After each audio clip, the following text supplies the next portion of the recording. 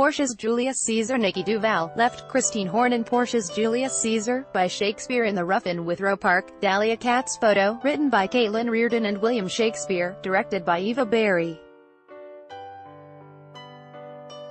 Until September 3rd in Withrow Park, 725 Logan Avenue. ShakespeareInTheRiff.com. There's a great deal of energy these days in Anglophone theatre circles around women and Shakespeare, and we've written about this a lot in The Star. Most of the recent interventions with Shakespeare's plays by GTA companies have involved casting traditionally male roles with female actors. Why Not Theatre's Prince Hamlet, returning to Canadian stage next February, pushed things further by scrambling gender, ethnicity, and how language is communicated. Its Horatio is deaf and speaks in ASL. Shakespeare in the Rough is making another important intervention, this one avowedly feminist, with Portia's Julius Caesar, a new old play written by the company's artistic director Caitlin Reardon in collaboration with someone named Shakespeare. As with other Canadian adaptations of the Bard such as Janet Sears's Harlem Duet and Anne-Marie MacDonald's Good Night Desdemona, Good Morning Juliet, Reardon centers women's experience and female actors in a tradition that has always sidelined them. Article continued below. More so than either of these writers, Reardon, working with dramaturgs Andrew Joseph Richardson and Eva Barry, interweaves her own voice into Shakespeare's, and quite successfully. The play tells the recognizable story of Julius Caesar but from the perspective of the wives of the central characters. Christine Horn plays Brutus's wife Portia, and Nikki Duval Caesar's spouse Calpurnia.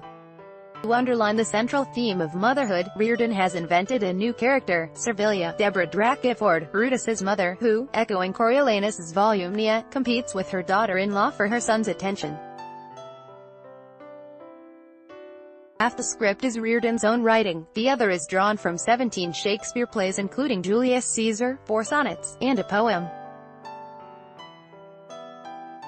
Her achievement in weaving this all together so it comes across as a single, incredibly Elizabethan voice is considerable, though including a few very recognizable lines from other plays such as Hamlet's "Cleft my heart in twain" drew me unwillingly out of the immediate experience. First and foremost, this is a gripping yarn, and the capacity of director Barry, the 11-person cast, and the design team keep the tension and energy high in the outdoor setting of Withrow Park for a nearly 2-hour running time is remarkable.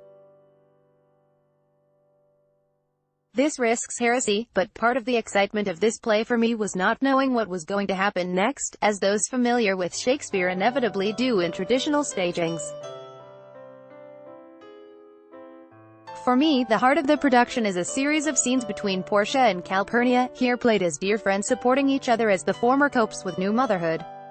Horn plays most of her scenes with a prop baby strapped to her chest, and powerfully conveys the character's emotional and physical exhaustion, and Calpurnia with her incapacity to conceive. Their conversations are about their own struggles and about their concerns for their city, the personal and the political merge. From Servilia's perspective, the way to effect change is to influence husbands behind the scenes. Both Portia and Calpurnia attempt this, and the former goes further in trying to directly intervene in the plot against Caesar. Along with these 3 central characters, Casca is played as a woman, Tahira Vaidani, and Reardon slyly drops another of Shakespeare's memorable female characters into the mix. It'd be spoiling to name her, but let's just say she's from Egypt.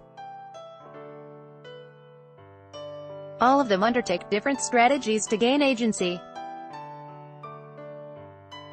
Because this is set up so well, Calpurnia's angry cry against their eventual inability to be heard, "We are Cassandra Saul," cuts deep.